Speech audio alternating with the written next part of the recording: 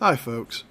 So, everybody knows that in the world of cinema, exploitation films were a hot topic. Yeah, there was stuff like blaxploitation films, grindhouse films, but then you got into weird specific categories like animal exploitation films. In particular, gator exploitation. That's right. I'm channeling my inner Florida man to bring you the 1980 classic Alligator.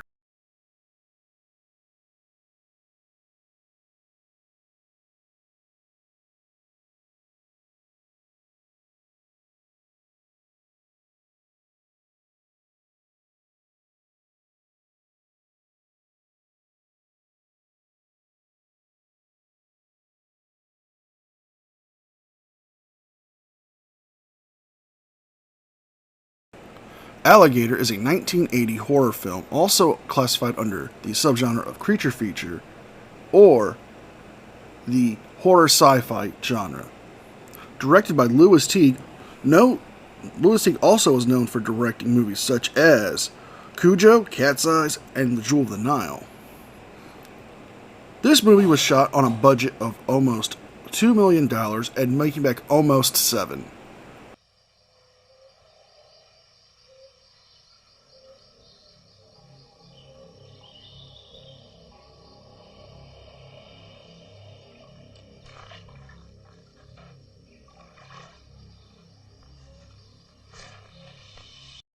The plot of this movie is kind of unique and actually quite original. A young girl goes on a trip with her family to Florida where they stop off at a roadside attraction that you'll commonly see in Florida, gator wrestling, where she gets the chance to buy her own very own baby alligator. It's real, Mama.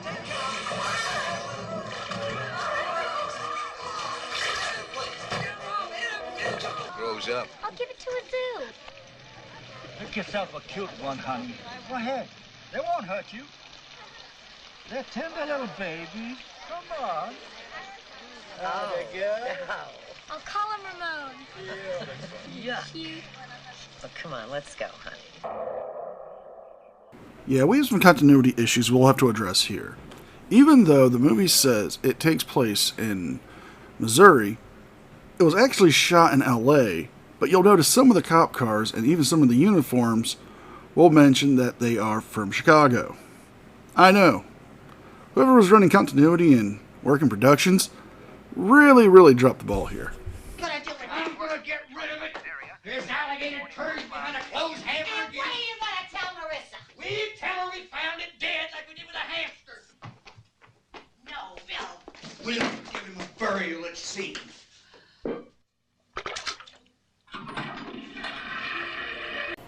This scene of the dad flushing Ramon down the sewer helps strengthen one of the many urban legends of the sewer gator. If you're not familiar, the legend always goes with a sewer worker being in the sewers, seeing a massive mutated giant alligator dwelling in the sewers, usually in New York. Now, that's kind of true due to the fact of when Katrina did go through New Orleans, there were reports of alligators being found in sewers, but not giant mutant alligators. At least I hope not. All right, guys, sorry. I think we got him. What do you say there, kid? I know just what you're going through. What are you looking at? The patch on the back, the thinning of the front, you know what I mean? Same thing, you know?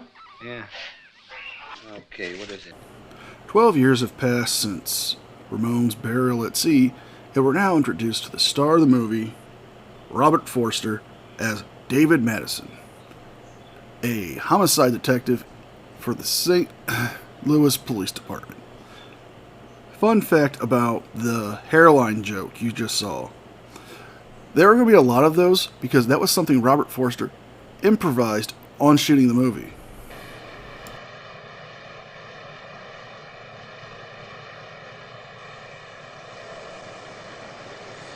How do you suppose it got this way? It looks like it was chewed up. Yeah, it's working man's hand. We'll get some scrapings off these calluses. Anything else? Yeah, they found a Lhasa apsa floating in the same sludge tank. What is it, some kind of pooch? Yeah, some kind of dog. They got a line on who it might be. Uh-huh. Yeah, I mean, it's tragic we lost a sewer worker, but we lost a puppy. We need to protect the puppies out there, especially when there's creepy eyes out there trying to take puppies. Got a big toe in the morgue once. Nothing else, just a big toe. Yeah? Never found the rest of them.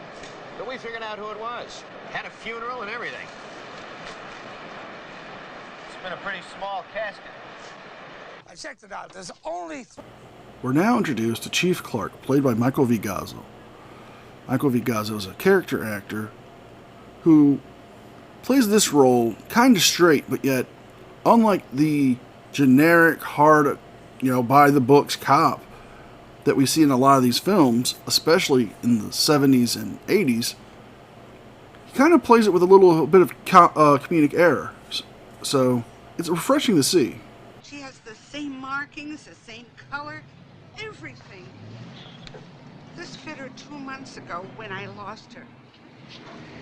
This sweater fit this dog?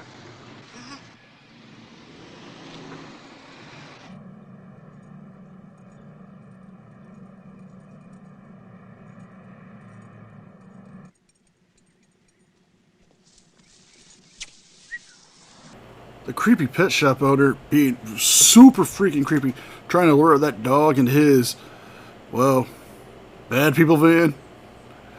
Yeah. Someone call the SPCA. I don't trust him around them puppies.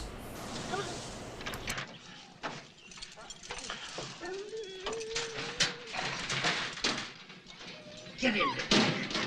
See if you can make some friends.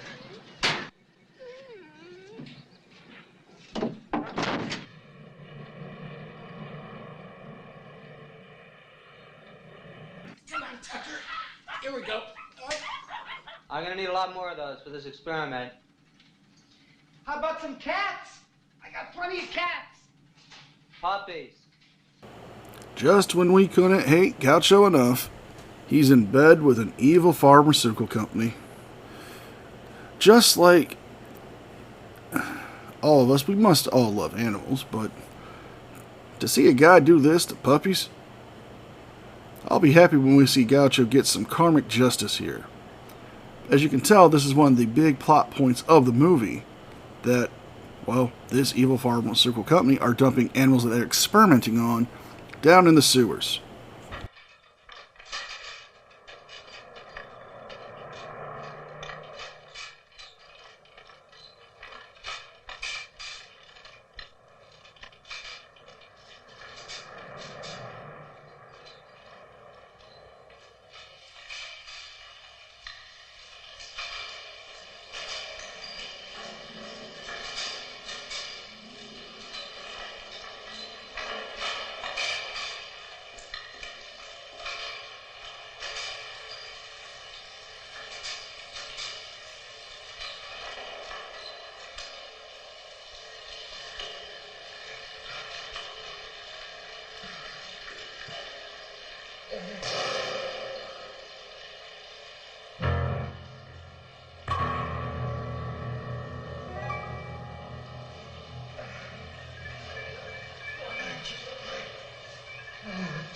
Get ready, everybody.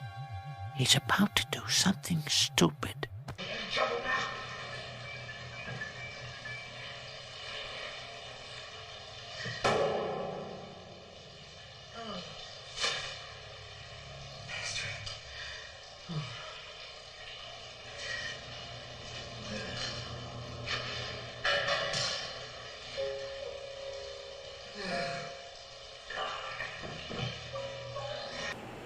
Yep, this is our first kill in the movie, and it's leading up to what you exactly expect to happen. I mean, our good friend here decided to make sure he got the job done right. It was already in the sewer. Good rain would have pulled that thing down, or raised it up to where our particular reptile friend would have enjoyed a nice meal. Instead, he's dining out on Creepo tonight.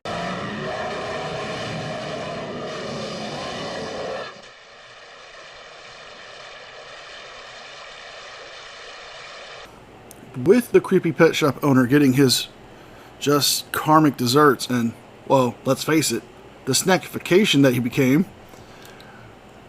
this leads Detective Madison down a road to a lead where it takes him right back to Slade Pharmaceuticals. And he follows that lead up by questioning one Bit of in vivo research. You ever do business with a pet store owner named Gutchell? All of our subjects are either bred here or we purchase them from the city pound. What happens when you run out of test animals? We have to suspend research. That does happen. You're a hormone guy, right? Yes. Just hypothetically, is it possible for a mature dog to double its size in, say, 2-month period? No, not at the present time. with the sleazy scientist now caught with his hand in the cookie jar. He does the one thing all true scumbags in corporate America do. Run to the daddy who has the money to make it all go away. Stop tap dancing around it, son. You just got caught with your pants down. That's Well, we're very close to that synthetic hormone, sir, and I thought that we should go ahead. Yes. What did the... Here we meet another character in the main cast that we need to pay attention to. Slade of Slade Pharmaceuticals, played by Dean Jagger.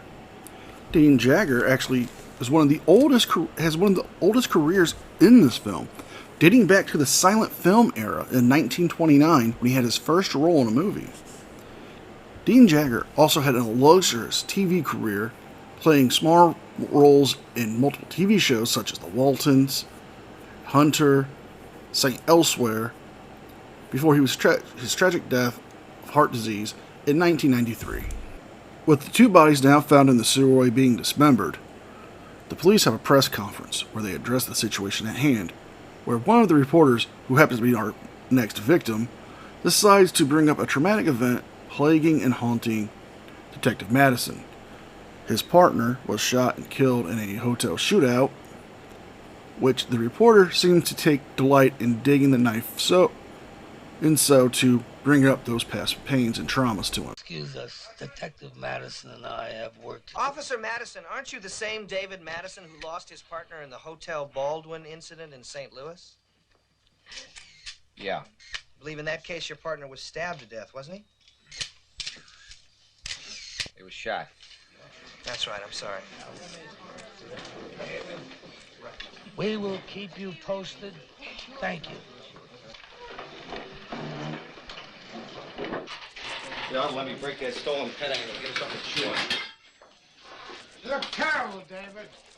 When you're representing the department, you should take the time I had out. a tough night last night. I get one of those bad dreams. Didn't give me much sleep. I didn't shave this morning, so give me a break. David, you can't let that Baldwin Hotel thing throw you. Now, that was 5 years ago, and nobody blames you. Yeah, tell that to the newspapers. Thanks. Following day, the detective wants to go into the sewers to check out some leads. However, looking for volunteers, nobody's wanting to join him. You know, kind of sketchy, but okay. He gets a volunteer and a young officer named Officer Kelly. Decides to go with him down in the sewers, but I'm thinking Officer Kelly's going to wish he called in sick this day. I need somebody to check out a sewer with me. Shamsky? I got a court appearance today. Uh-huh. Meyer? Denola? Well, Mark, get healed today. Don't think the chief would fool us. Sloan, what are you doing? Paperwork. What is it, my breath? Shoot fingers or something. I need somebody. I'll go.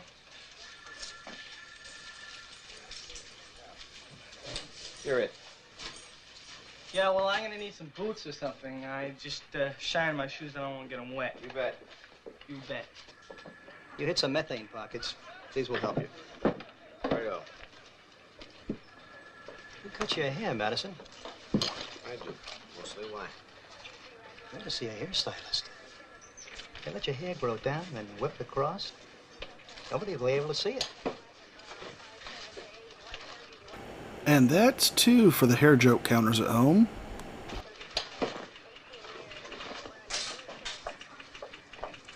Sir? Wait a minute. Is that character actor Jackie Earle Haley? Does he have a time machine? Somebody check in on that. Yeah?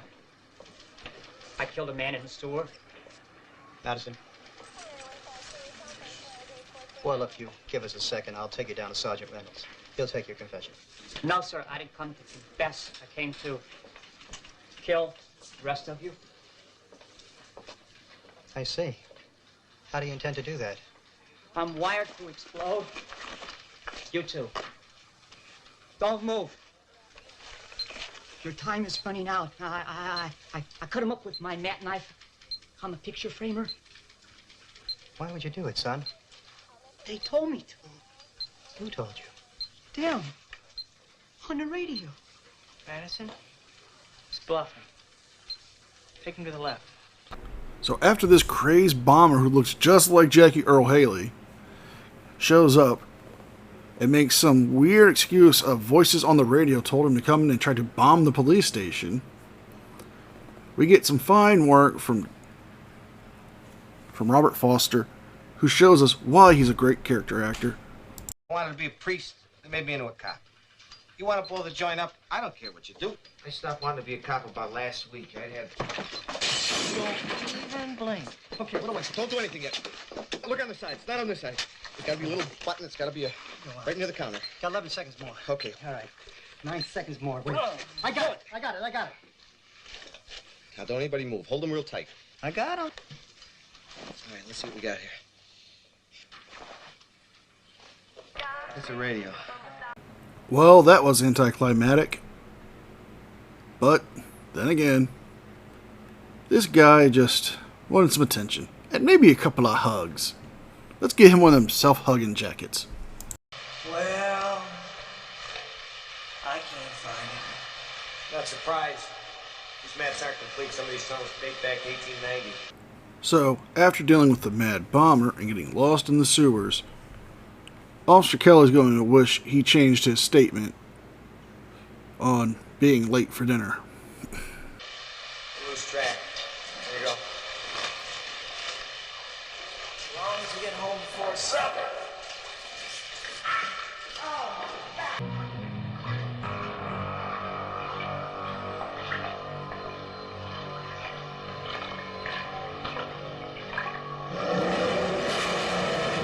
Detective Madison and Officer Kelly try to leave without ending up on the menu for Ramon. However, it doesn't end so well for one of them.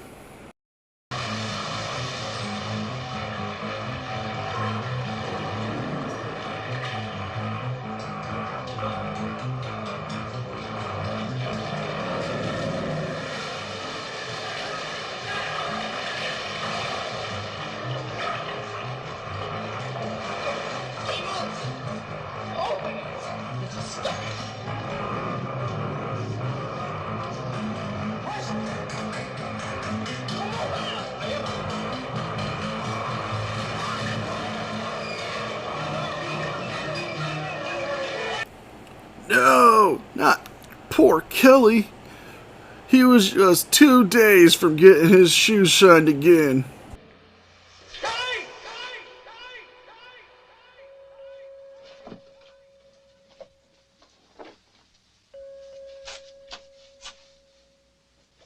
Dr. Klein, paging Dr. Klein.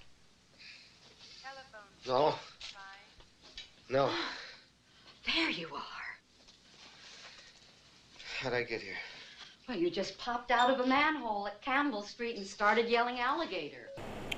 Now that Detective Madison's come to and getting a title drop for the movie, he now knows what he must do. He must go and confront this giant alligator that's terrorizing the sewers.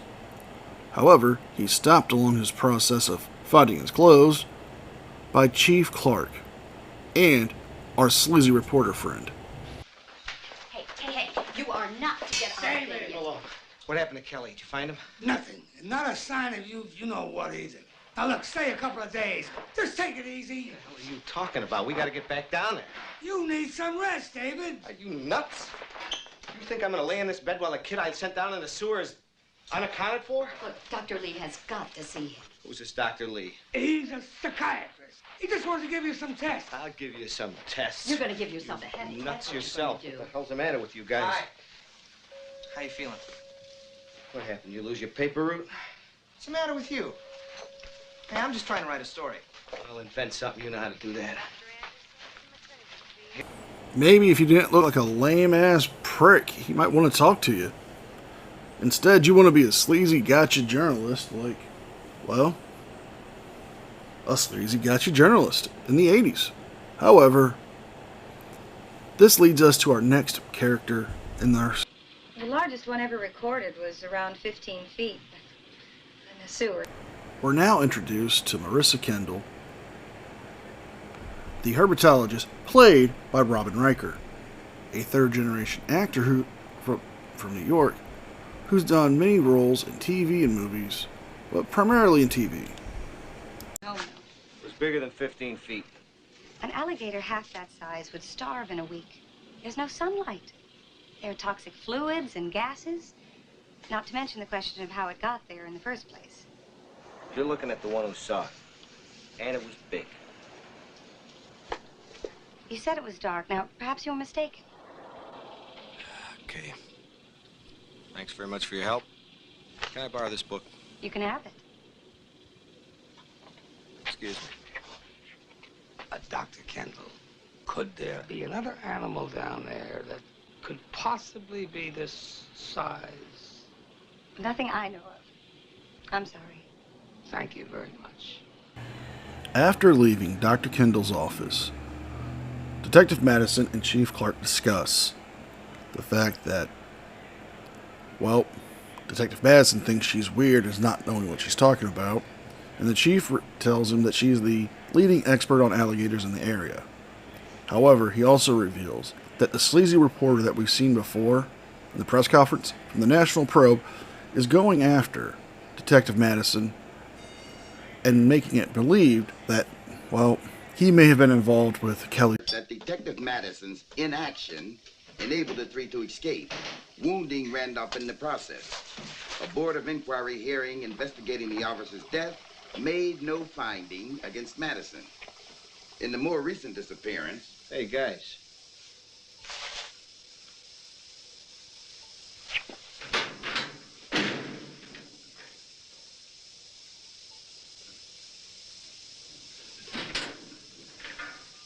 Nice. While some of the cops have fun by placing a fake alligator inside of Detective Madison's locker, we jump to the nurse being interviewed by the sleazy reporter trying to discredit Detective Madison even further by figuring out what drugs he may have been on in the hospital. Well, what kind of dreams? Well, he was out on meds most of the time that he was here. What are meds? Medication. He kept coming up with some garbage about alligators in the sewers. Alligators in the sewers? Yeah.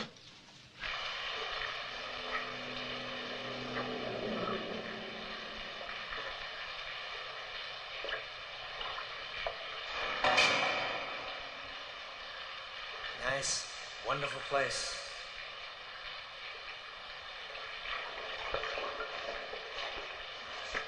After going down into the sewer to stage some photos to make it look more like a deranged attack or that Detective Madison is, well, crazy, our reporter finally gets his karmatic justice by meeting Ramon. So let's go ahead and see that part.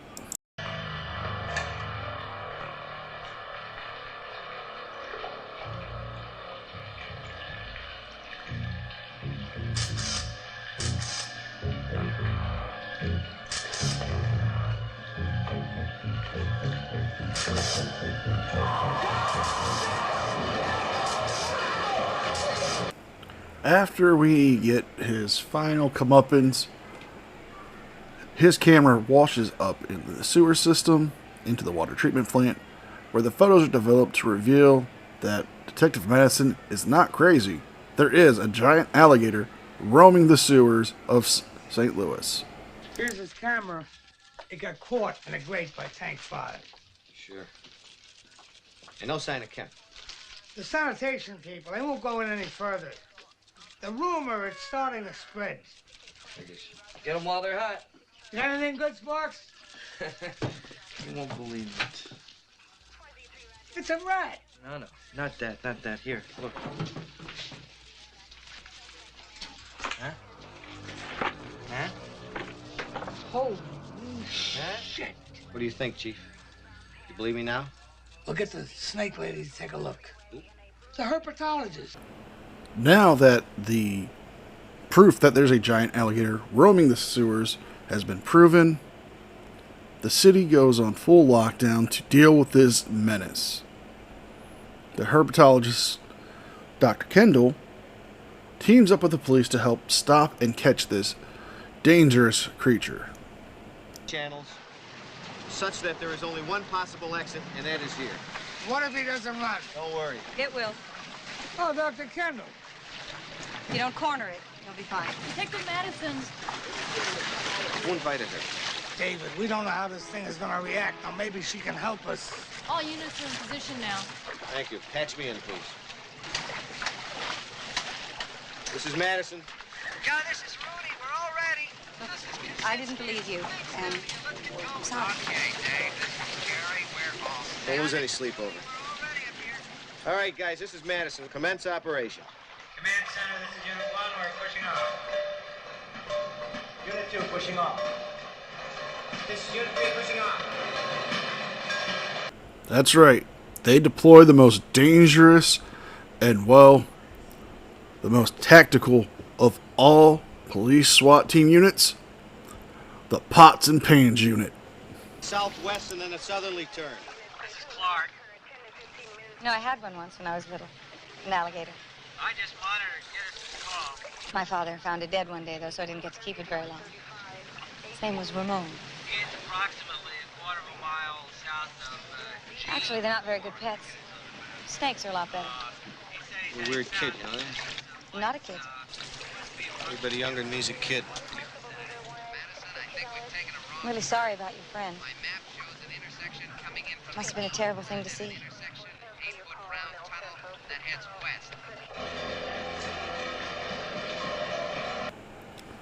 With the operation to flush out Ramon from the sewers out in the open so the police may dispose of him, failing spectacularly, although not without the finest effort of the Pots and Pans unit,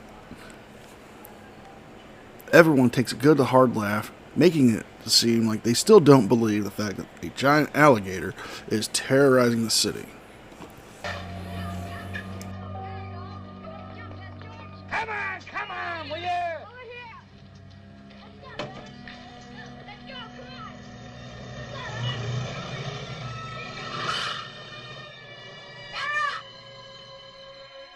Now prepare yourselves for one of the most hilarious, craziest scenes you will see in the movie.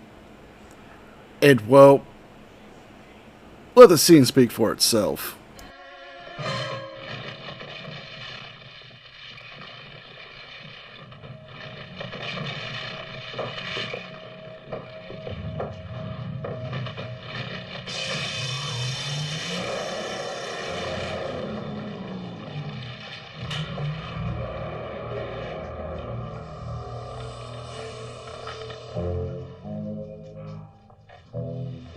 That's the one on the TV.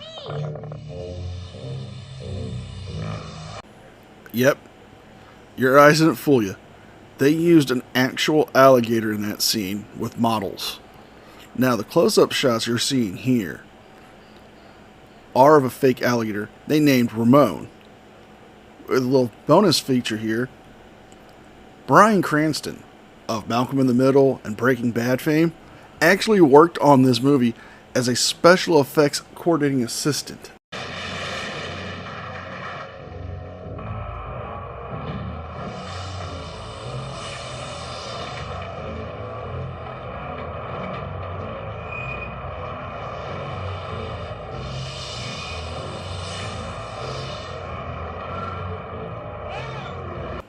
I have to say, that's the least believable alligator attack I've ever seen. And, well, frankly, some of the effects works in this movie has been shoddy. But nothing really makes it stand out more than when you actually can compare the animatronic that looks nothing like the live action alligator they use in some of the scenes.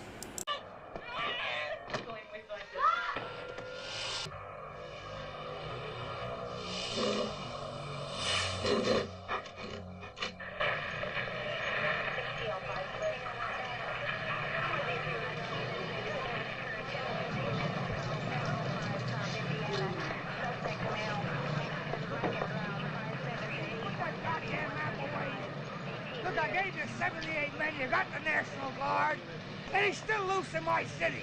And look at the hole he made. He'll go for water. What? He'll go for water. He's expended a lot of energy, and he'll look for a place with water to rest. That's wonderful. We got rivers, we got canals, and we got that lake over there.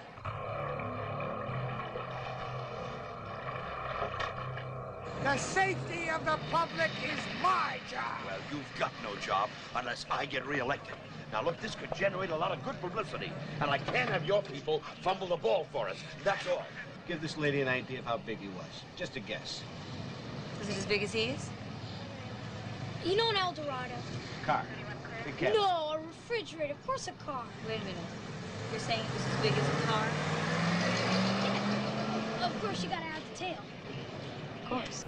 After Ramon's rampage in the city, we are now finally introduced to the last key character of this film, Henry Silva playing Colonel Brock. Colonel Brock being a big game hunter, out for one big sport here. However, underestimating this creature would be an understatement for him. What the hell is that? Well, we're setting off charges to see if we can bring him up. It's a wild animal, not a submarine. I've flown in Colonel Brock to take charge of the operation.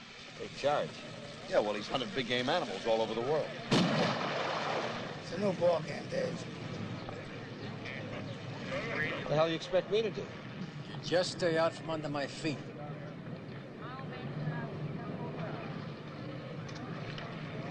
Start right now, guys. Being kicked off the case, Detective Madison reaches out to Marissa while she argues with him that she has her own job, her own career, and her own life to go through. However, she's the only one he can trust to track down a lead that he has on what could have possibly caused Ramon to grow as big as he did. And since he doesn't have the scientific knowledge that she does, she reluctantly helps him, after being bribed with an iguana. It's a section from the pituitary of your Lhasa Apso. The dark blue globules indicate that it's been bombarded with some sort of hormone derivative. What'll that do?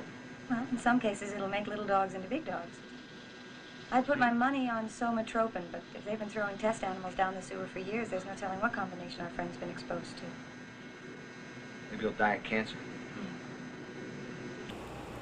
Marissa and David follow up on his lead, leading them back to Slade Pharmaceutical, where it is revealed that they have been experimenting with different types of growth hormone, steroids, and other forms of, well, synthetic hormones to create larger animals to help end the world food shortage. However, they had a synthetic form of testosterone that led to increased metabolic rate, or, as they put it, an insatiable hunger.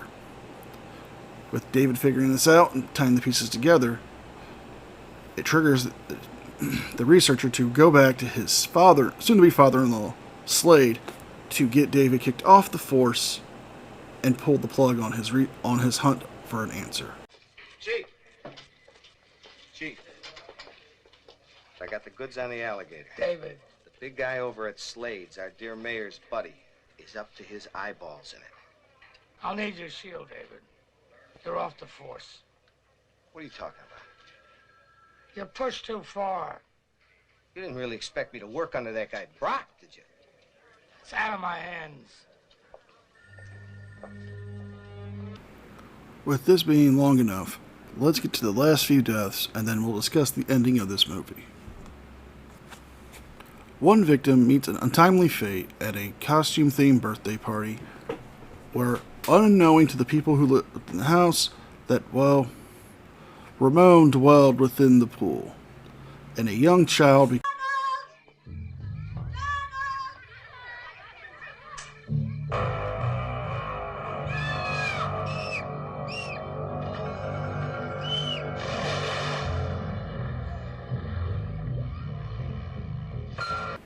Next up is Colonel Brock, who him and Ramon have a skirmish in the back alley where they figure out who's the true king of the jungle here.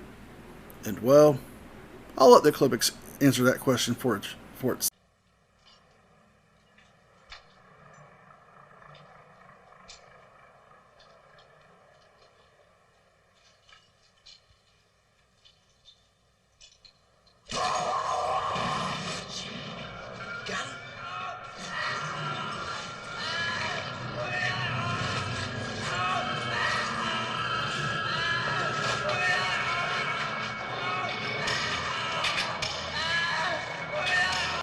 Next up is Ramon's rampage at the Slade estate of the wedding of his daughter and his son-in-law, where we see Ramon just go absolute ham on everybody.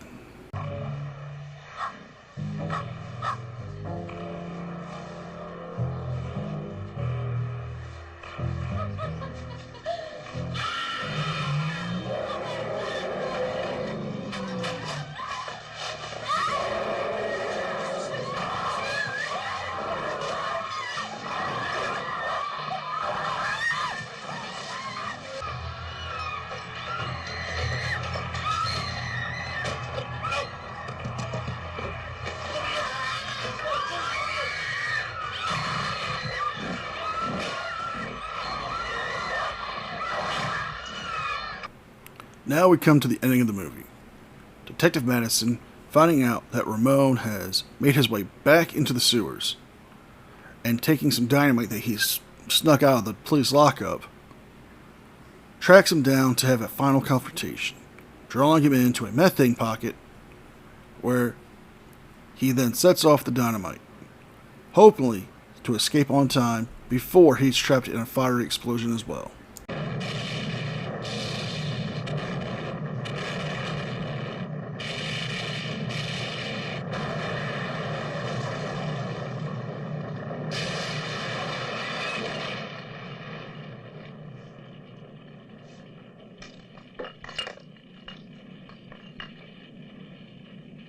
With that epic explosion, Ramon is gone once and for all, and the people can feel safe, and Detective Madison gets to join the force while he kindles a relationship with Marissa. However, the movie doesn't end here. It does leave us with a slight sequel hook.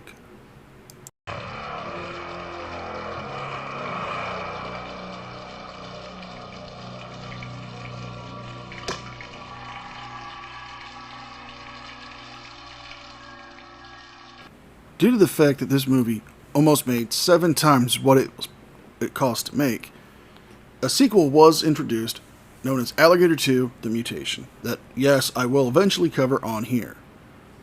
Overall, music and acting wise, it's really good, but panned wise by the critics doing nothing more than being just a generic creature feature.